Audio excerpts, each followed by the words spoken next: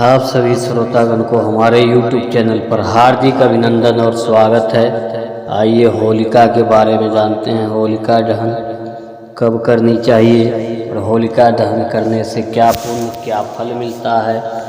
होलिका जो है फाल्गुन मास की शुक्ल पक्ष की पूर्णिमा को सुबह नहाकर होलिका व्रत का संकल्प करें।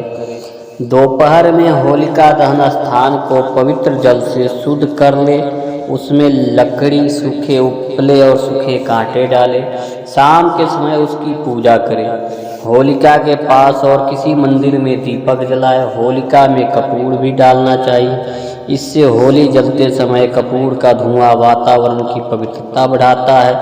शुद्ध जल सहित अन्य पूजा सामग्री को एक एक कर होलिका की अर्पित करें। होलिका दहन के समय परिवार के सभी सदस्य को होलिका का 3 या 7 परिक्रमा करनी चाहिए।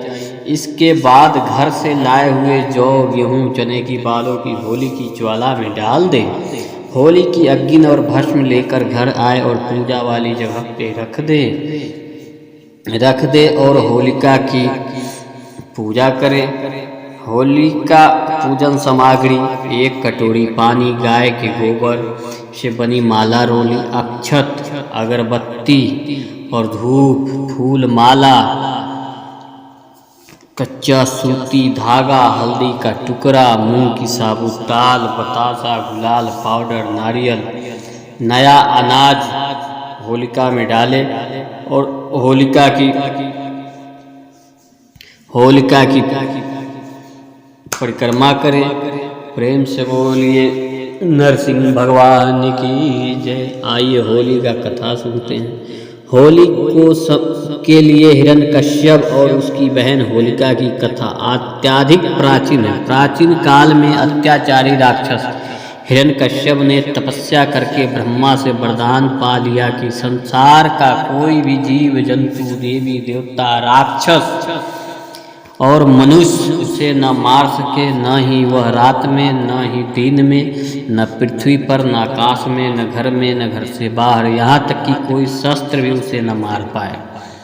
ऐसा वरदान पाकर वह अत्यंत निकृष बन बैठा। हिरण्यकश्यप के यहाँ प्रहलाद जैसा परमात्मा में अटूट विश्वास करने वाला भक्त पुत्र पैदा हुआ। प्रहलाद भगवान विष्णु का परम भक्त था और उस पर भगवान विष्णु की कृपा दृष्टि थी।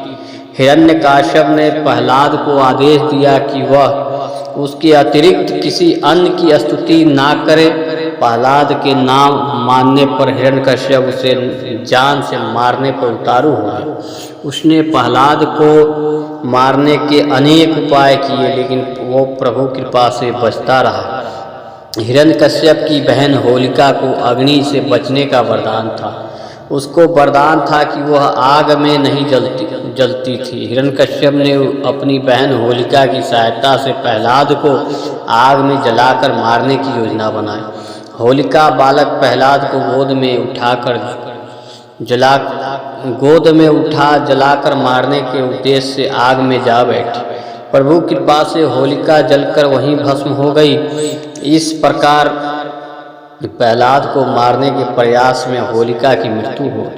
तत्पश्चात हिरण्यकश्यप को मारने के लिए भगवान विष्णु नरसिंह अवतार में खंभे से निकलकर गोधूली समय, सुबह और शाम के समय का संधि काल में दरवाजे की चौखट पर बैठकर अत्याचारी हिरण्यकश्यप को मार डाला। तभी से होलिका का त्यौहार मनाया जाने लगा। प्रेम से बोलिए नरसिंह भगवान की जय। हर साल फाल्गुन मास की पूर्णिमा तिथि को होलिका दहन किया जाता है।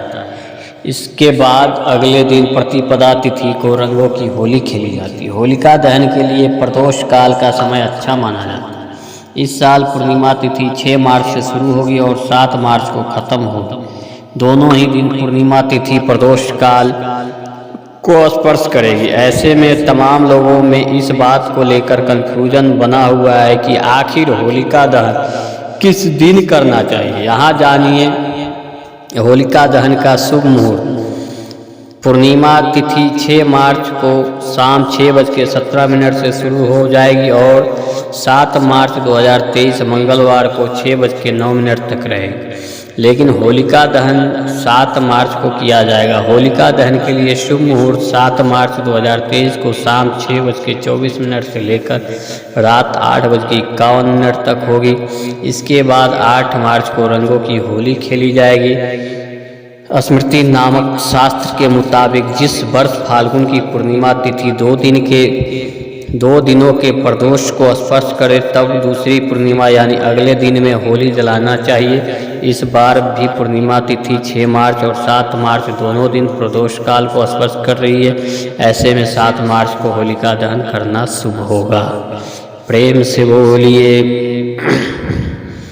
से बोलिए हिरण्यकश्यप भगवान की जय। 6 मार्च को होलिका दहन न होने का एक और कारण है कि इस दिन पूर्णिमा तिथि पर भद्रा साँझ 6 मार्च सोमवार को 4:18 से शुरू हो जाएगी और 7 मार्च 2023 को सुबह 5:15 तक रहेगी। भद्रा का वास भी पृथ्वीलोक में होगा। भद्रा के दौरान किसी भी तरह के शुभ काम करना वर्जित होता है, वरना उसके अशुभ परिणाम झेलने पड़ सकते हैं। निर्णय सिंधु ग्रंथ में लिखा है कि भद्रा में अगर होली जलाई जाती है तो देश को बड़ी हानि हो सकती है। देशवासियों को बड़े भयानक कष्ट का सामना करना पड़ सकता है। 7 मार्च की पूर्णिमा तिथि भद्रा मुक्त होगी। ऐसे में 7 मार्च को होलिका दहन किया जाना चाहिए।